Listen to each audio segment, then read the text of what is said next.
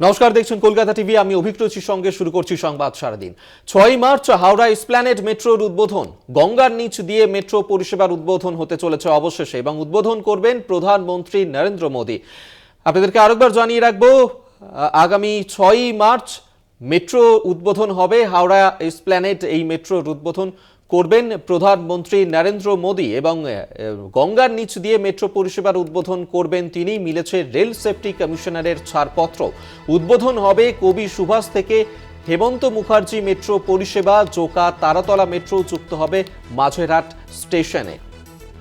আমরা এই নিয়েই কথা বলবো, বিস্তারিত জানবো। শাশ্বতী রায় আমাদের সঙ্গে টেলিফোনে রয়েছেন প্রতিনিধি। শাশ্বতী,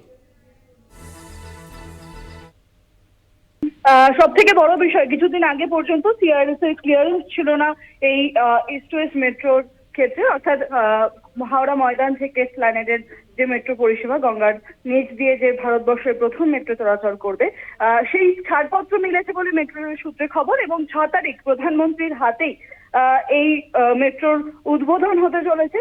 অর্থাৎ ইস্ট ওয়েস্ট মেট্রোর সব থেকে যে গুরুত্বপূর্ণ অংশ, এই হাওড়া ময়দান থেকে স্প্ল্যানেড পর্যন্ত মেট্রো পরিষেবা, তার 6 তারিখে শুভ উদ্বোধনের যে খবর রয়েছে তা মেট্রো রেল সূত্রে পাওয়া যাচ্ছে। এবং তার পাশাপাশি কবি সুভাষ থেকে হেমন্ত মুখোপাধ্যায়, অর্থাৎ একেবারে নিউ গড়িয়া থেকে রুবি পর্যন্ত যে মেট্রো লাইন, সেটিও বেশ কিছুদিন ধরে তৈরি হয়ে অপেক্ষমান ছিল, সেটিরও শুভ উদ্বোধন করবেন প্রধানমন্ত্রী নরেন্দ্র মোদী। এবং তার সঙ্গে এই মেট্রো লাইনের সঙ্গে আরো একটি মেট্রো প্রজেক্ট, যেটি বেশ কিছুদিন ধরে তার কাজ সম্পন্ন হয়ে রয়েছে, জোকা থেকে তারাতলা পর্যন্ত পরিষেবা ইতিমধ্যেই মিলছিল, তার সঙ্গে সংযুক্তিকরণ হবে মাঝেরহাট মেট্রো স্টেশনের।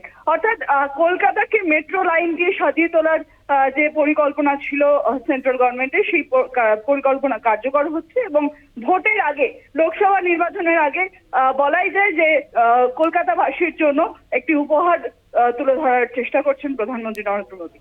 আপনাদের ধন্যবাদ। তোমায় শাশ্বতী রায় আমাদের সঙ্গে টেলিফোনে ছিলেন প্রতিনিধি।